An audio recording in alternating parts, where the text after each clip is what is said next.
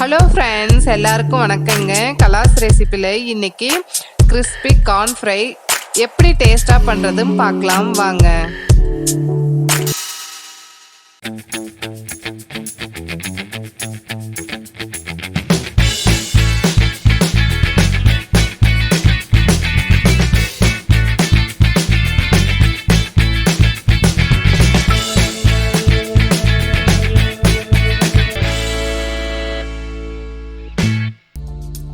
ஒரு sweet corn வாங்கி இதனுடைய முத்து மட்டும் தனியா எடுத்து வச்சிருக்கேன்.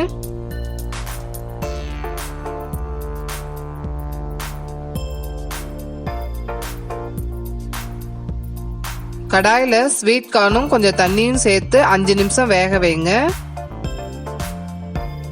தண்ணி அளவா ஊத்தி கார்ன் வேக வைங்க. அதிகமா ஊத்துனீங்கன்னா டேஸ்ட் இருக்காதுங்க.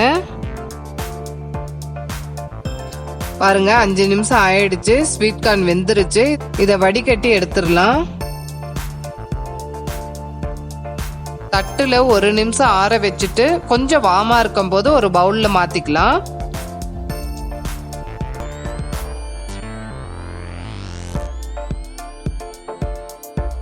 இது கூட இதுக்கு தேவையான உப்பு, 1/2 டீஸ்பூன் மிளகாய் தூள், 3ல இருந்து 4 டீஸ்பூன் சோள மாவு சேர்த்து நல்லா கலந்து விட்டுக்கோங்க. இதுக்கு கண்டிப்பாக கார்ன்ஃப்ளவர் மட்டும்தாங்க யூஸ் பண்ணணும். மைதா யூஸ் பண்ணிங்கன்னா கிறிஸ்பியாகவும் இருக்காது, டேஸ்டாகவும் இருக்காதுங்க. இது எல்லாத்தையும் மிக்ஸ் பண்ணிவிட்டு உடனே ஃப்ரை பண்ண ஸ்டார்ட் பண்ணிடுங்க. எண்ணெய் நல்லா காஞ்ச பிறகு இதை போடுங்க. அப்போ தான் கிறிஸ்பியாக நல்லாயிருக்கும்.